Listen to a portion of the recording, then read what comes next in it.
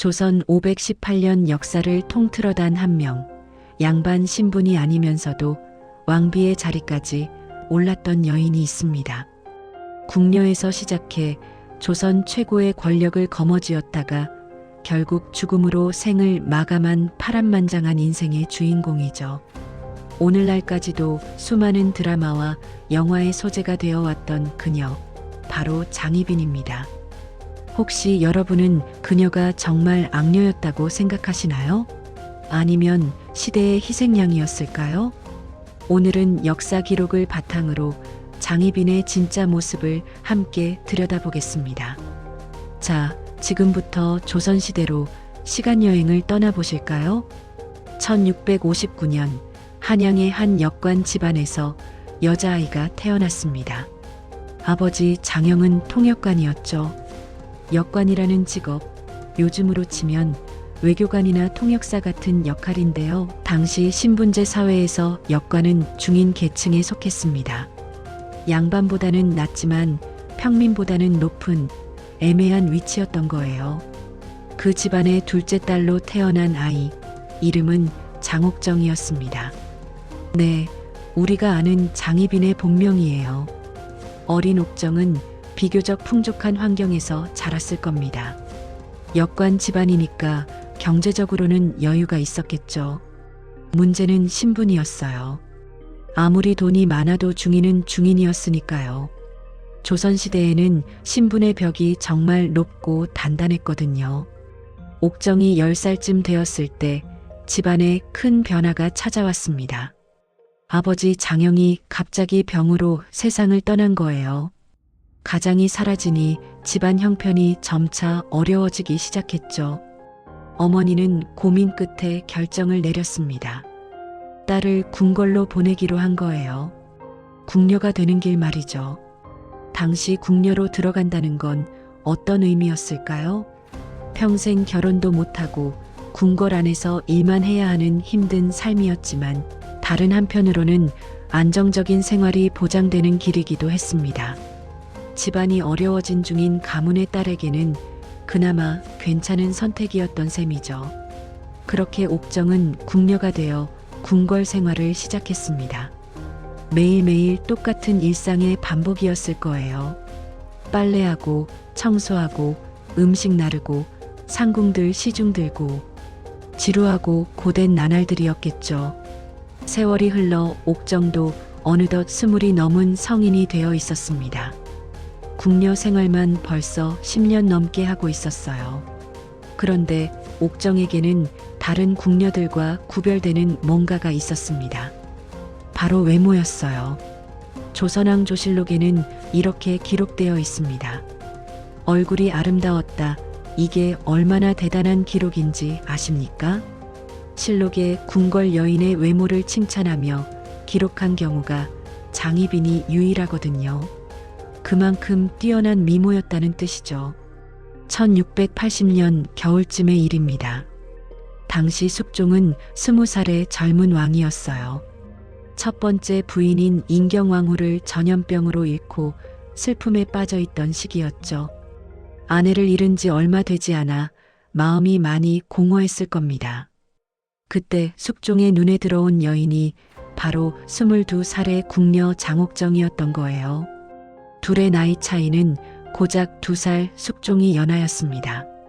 왕과 궁녀가 하룻밤을 보내는 것을 당시에는 승은을 입었다라고 표현했어요. 옥정은 일반 궁녀에서 승은 궁녀로 신분이 바뀌었습니다. 이제 더 이상 힘든 굳은 일을 하지 않아도 됐죠. 운이 좋으면 정식 후궁이 될 수도 있는 기회를 잡은 셈이에요. 왕의 총애를 받기 시작한 옥정. 그런데 갑자기 궁에서 나가라는 명령이 떨어집니다. 대체 무슨 일이 있었던 걸까요? 이 명령을 내린 사람은 숙종이 아니었어요. 바로 숙종의 어머니 명성왕후였습니다. 왕대비로서 궁궐 내 여성들을 관리하는 최고 책임자였던 명성왕후는 왜 옥정을 쫓아내려 했을까요? 실록을 보면 명성왕후의 생각을 알 수 있습니다. 저 사람은 성품이 간사하고 악독하다. 왕이 평소에도 감정 기복이 심한데 저런 여자한테 빠지면 나라에 큰 화가 될 것이다. 명성황후는 옥정의 성격과 행동을 보고 불안함을 느꼈던 거죠. 하지만 이유가 그것만이었을까요? 사실 더 중요한 이유가 있었습니다. 바로 정치적 배경이에요. 당시 조선은 서인과 남인이라는 두 정치 세력으로 나뉘어 있었거든요. 요즘으로 치면 여당과 야당 같은 거라고 보시면 됩니다. 명성황후는 서인 쪽과 연결되어 있었어요. 그런데 장옥정을 둘러싼 세력들은 남인이었죠. 명성황후 입장에서는 정적 세력과 연결된 여인이 왕의 총애를 받는 게 달갑지 않았던 겁니다. 숙종은 어머니의 명령에 반대하지 못했어요. 아무리 왕이라도 어머니 앞에서는 어쩔 수 없었나 봅니다. 옥정은 결국 궁에서 쫓겨났죠. 왕의 승은까지 받았는데 쫓겨나다니 얼마나 억울하고 분했을까요? 사랑하는 남자와 생이별을 하게 된 거니까요. 옥정이 궁 밖으로 나간 지 얼마 되지 않은 1681년 5월 궁궐에서 성대한 행사가 열렸습니다. 숙종의 재혼식이었어요. 새 왕비는 당시 15살의 어린 소녀였습니다. 이름은 민씨, 훗날 인현왕후라고 불리게 되는 여인이죠. 민씨는 판서를 지낸 명문가 출신이었고 당연히 서인 계열이었습니다. 명성왕후의 마음에 쏙 드는 며느리였던 거예요. 궁에서 쫓겨나 바깥에서 살던 옥정은 사랑하는 남자가 다른 여자와 결혼하는 걸 지켜봐야 했습니다. 그 심정이 어땠을까요? 분하고 슬프고 원망스러웠겠죠. 5년이라는 시간이 흘렀습니다. 1686년 놀라운 일이 벌어졌어요. 궁에서 쫓겨났던 옥정이 다시 궁으로 돌아온 겁니다. 대체 누가 그녀를 다시 불러들였을까요? 바로 왕비 인현왕후였습니다. 이게 말이 됩니까? 남편의 옛 여자를 자기가 직접 궁으로 불러들이다니요? 인현왕후에게는 나름의 이유가 있었습니다. 첫째, 숙종이 옥정을 그리워하는 걸 눈치챘던 거예요. 남편이 계속 옛 연인을 생각하는 게 보기 안쓰러웠을 수도 있죠. 둘째, 자신은 정식 왕비니까 후궁 하나쯤 있어도 문제 없다는 자신감이 있었던 것 같아요. 셋째, 왕비로서의 덕을 보여주고 싶었던 거죠. 관대하고 현명한 왕비의 이미지 말이에요. 실록에는 이런 기록이 있습니다. 왕의 승은을 입은 궁녀를 민가에 그냥 두는 것은 왕실의 체면상 좋지 않다. 인현왕후는 왕실의 법도를 지킨다는 명분으로 옥정을 다시 불러들였던 겁니다. 5년 만에 재회한 숙종과 옥정, 둘의 사랑은 다시 타올랐습니다. 그런데 문제가 생겼어요. 옥정을 불러들인 당사자인 인현왕후와 숙종의 관계가 점점 멀어지기 시작한 겁니다. 숙종은 서서히 중궁전, 그러니까 왕비의 처소에 발길을 끊었어요. 인현왕후는 자기가 직접 불러들인 여자 때문에 남편을 빼앗기고 있었던 거죠. 더 놀라운 일이 벌어졌습니다. 어느 날 인현왕후가 직접 옥정을 불러서 회초리로 종아리를 때렸어요. 왜 그랬을까요? 옥정이 왕비를 노골적으로 무시하기 시작했기 때문입니다. 왕비가 부르면 슬슬 가고 시키는 일도 대충대충 하고 심지어 부르는데도 안 가는 경우도 있었대요. 신분으로 따지면 옥정은 아직 그냥 궁녀였거든요. 왕비를 우습게 보면 안 되는 건데 말이죠. 실록에는 이렇게 적혀 있습니다. 왕비가 시키는 모든 일에 교만한 태도를 보이며 공손하지 않았다. 심지어 불러도 오지 않는 일까지 있었다. 옥정은 왕의 총애를 믿고 점점 건방져졌던 겁니다. 그러던 1686년 충격적인 어명이 내려왔습니다. 장씨를 수원으로 책봉하라. 수원이라는 건 종사품 후궁의 직급이에요.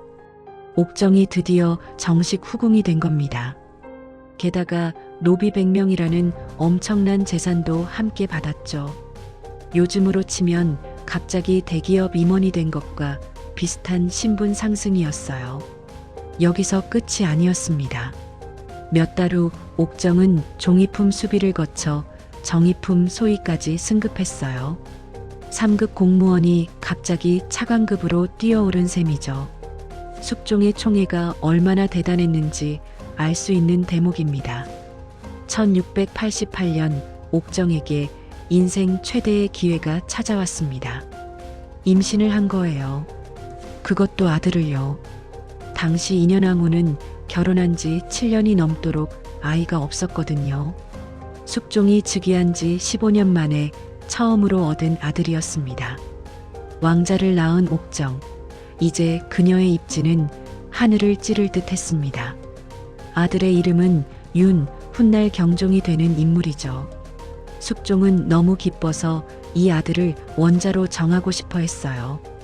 원자라는 건 왕위를 이을 후계자라는 뜻입니다. 문제는 이 결정이 엄청난 정치적 파장을 불러일으켰다는 거예요. 당시 서인의 거두였던 송시열이 상소를 올렸습니다. 너무 서두르지 마십시오. 왕과 왕비가 아직 젊으니 왕비께서 아들을 낳을 수도 있지 않습니까? 겉으로는 합리적인 조언처럼 들리지만 사실은 남인 쪽 여자가 낳은 아들이 왕위를 잇는 걸 막으려는 정치적 계산이 깔려 있었던 거죠. 숙종은 엄청나게 화를 냈습니다. 이미 종묘에 고하기까지 했는데 이제 와서 반대하다니 이건 왕권에 대한 도전이라고 생각했거든요. 송시열을 파직시키고 제주도로 유배 보냈어요. 결국 송시열은 유배지로 가는 도중에 사약을 받고 죽었습니다. 이 사건을 계기로 정권이 완전히 뒤바뀌었어요. 서인들이 대거 축출되고 남인들이 정권을 잡았습니다. 역사는 이를 기사황국이라고 부르죠. 황국이란 정치 권력이 완전히 바뀌는 걸 의미하는 말이에요. 1689년 5월 더 놀라운 일이 벌어졌습니다. 왕비 인현왕후가 패출되었어요. 투기를 일삼는다는 이유였죠. 왕비가 쫓겨나다니 조선 역사에서도 흔치 않은 일이었습니다. 인현왕후는 흰 가마를 타고 궁을 나가 친정인 안국동으로 돌아가야 했어요. 길에는 통곡하는 관리들과 유생들이 가득했다고 합니다. 그리고 며칠 뒤 옥정이 새로운 왕비로 책봉되었습니다. 조선 518년 역사상 중인 출신, 궁녀 출신으로 왕비가 된 유일한 사람이었어요. 신데렐라 스토리가 따로 없었죠. 옥정의 아버지는 옥산부원군으로 추존되었고 조부와 증조부도 각각 우의정, 좌의정으로 추중되었습니다. 1690년 정식 책비례가 거행되었어요. 옥정은 이제 명실상부한 조선의 국모가 된 겁니다. 남인 세력의 전성기이기도 했죠. 옥정의 인생에서 가장 화려하고 영광스러운 시간이었을 거예요. 궁녀에서 왕비까지 누가 상상이나 했겠습니까? 하지만 이 영광은 오래가지 못했습니다. 1694년 정치 지형이 또다시 요동쳤거든요. 3월에 서인 계열 젊은이들이 패비 인현왕후를 복위시키려 한다는 고발이 들어왔어요. 남인 우의정 미남이 이 기회에 서인을 완전히 제거하려고 대대적인 조사를 시작했습니다. 그런데 조사 과정에서 뜻밖의 사실이 드러났어요. 이 사건이 사실은 남인의 자작극이었다는 거죠. 숙종은 갑자기 태도를 바꿨습니다. 밤 10시쯤 갑자기 비만기를 내려서 남인 대신들을 모두 파직시키고 유배 보냈어요. 미남 같은 핵심 인물들은 유배지에서 사약을 받았습니다. 역사는 이를 갑술한국이라고 부릅니다. 남인이 몰락하고 서인이 다시 집권한 거예요. 정권이 바뀌니 당연히 옥정의 운명도 바뀌었죠. 왕비에서 다시 희빈으로 강등되었습니다. 반면 패출되었던 인현왕후는 5년 만에 복위했어요. 옥정은 다시 후궁 신분이 되었지만 아들 윤의 생모로서 지위는 유지했습니다. 세자는 그대로 세자였으니까요. 옥정은 아마 이를 악물고 견뎠을 겁니다. 언젠가 아들이 왕이 되면 다시 영광을 되찾을 수 있다고 믿으면서 말이죠. 1701년 인현왕후가 갑자기 병으로 세상을 떠났습니다. 그런데 인현왕후가 죽기 직전 이상한 말을 했다고 해요. 희빈에 속한 자들이 항상 내 침전을 드나들며 엿보았다. 내 병이 이상한데 사람들이 모두 귀신의 재앙이라고 한다. 이 말이 화근이 되었어요.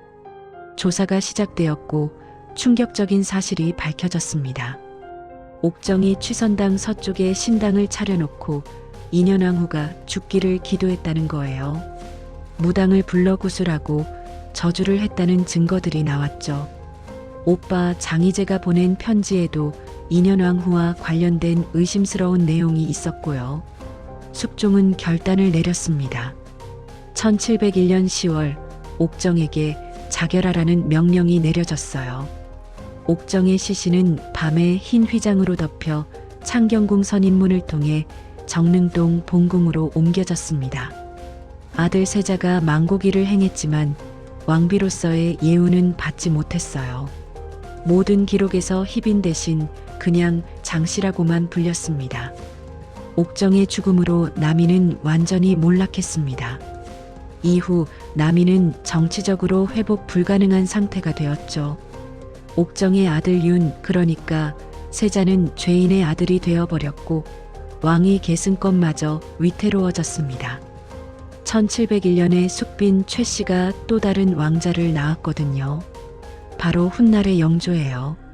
1720년 세자 윤은 결국 왕위에 올라 경종이 되었습니다.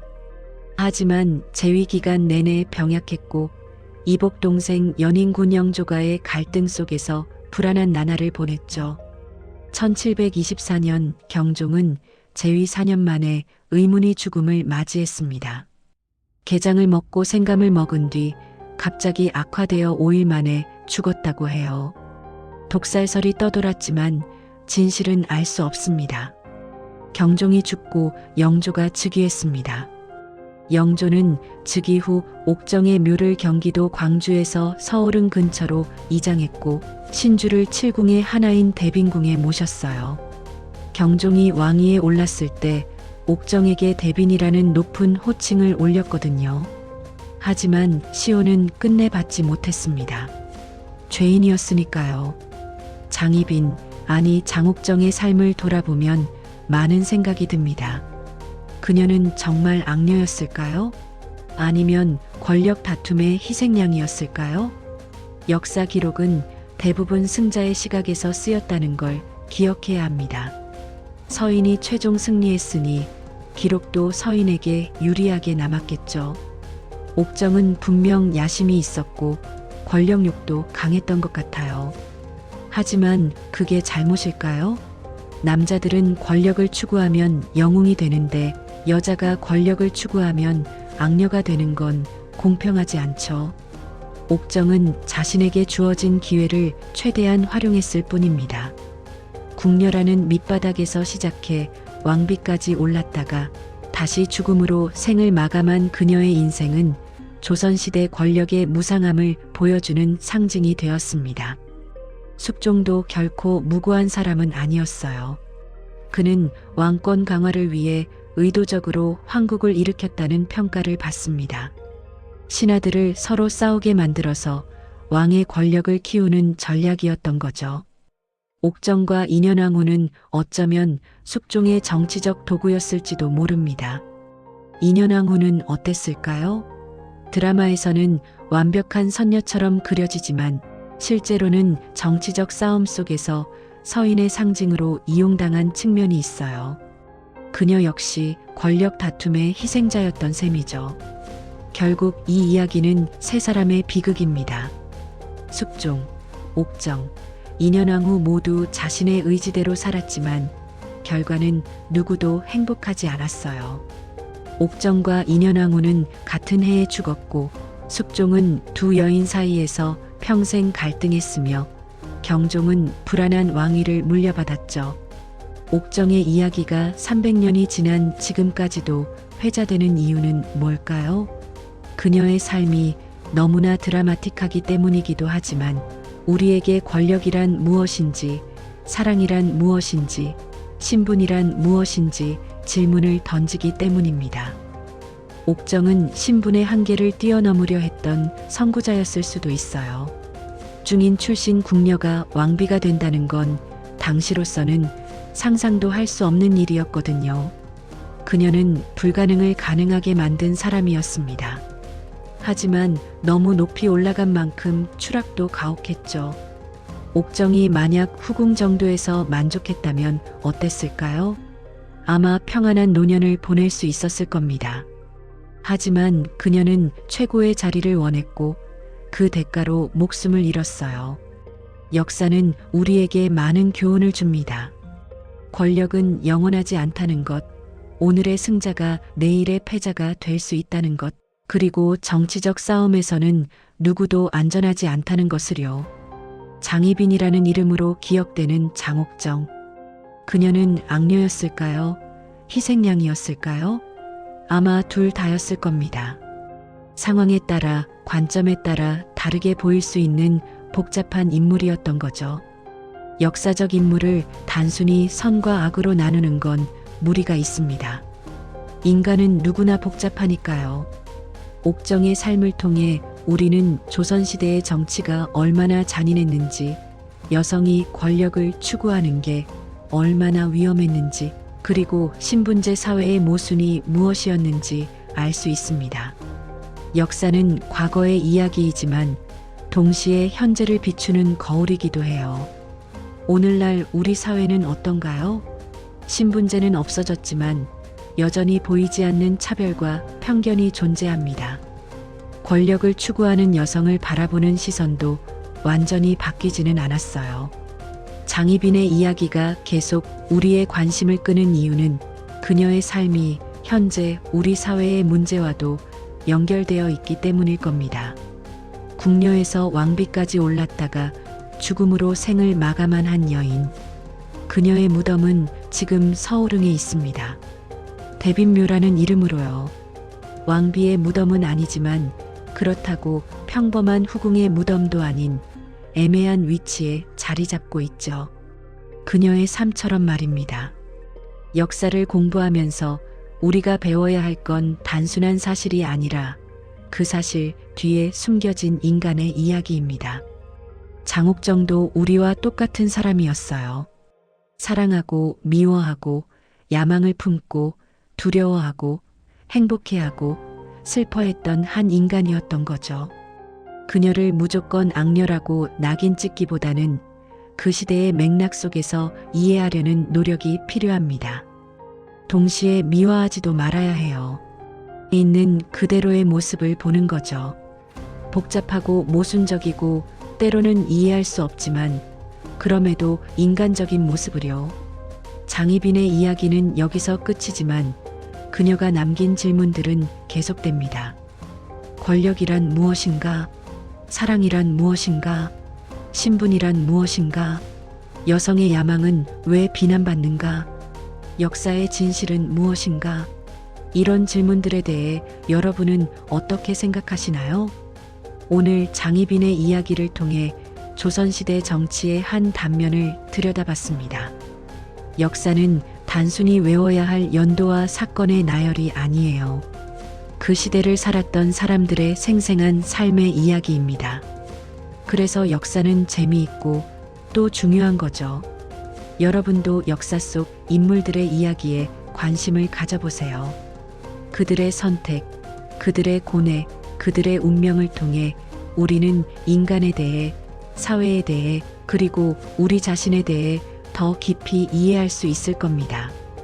역사는 과거지만 동시에 현재이고 미래이기도 하니까요.